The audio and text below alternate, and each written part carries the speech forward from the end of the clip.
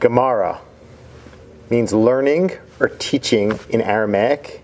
These are the teachings of the oral tradition which are recorded in the Gemara, or also known as the Talmud.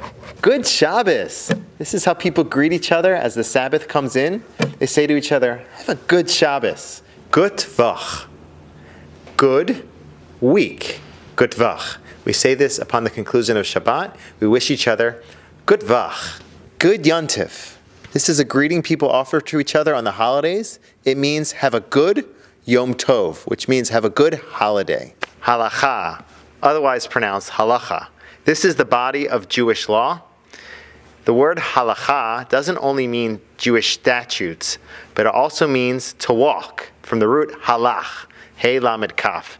And through Jewish law, we walk in the wonderful ways of God. Hashem. This is the name we call God. It literally means the name, Hashem. Because we can't pronounce God's ineffable name, we refer to God as the name.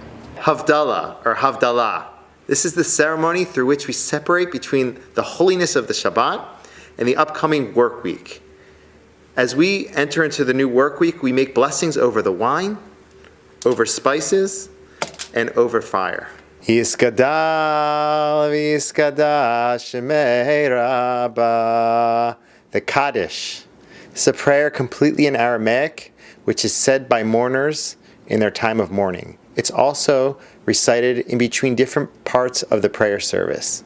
Kaddish, Kiddush, or Kiddush. This is the name of the ceremony that we make over the wine after services on Friday night and Saturday day. It's also the name for the get-together after services on Saturday day, where people get together, they connect, and eat wonderful food.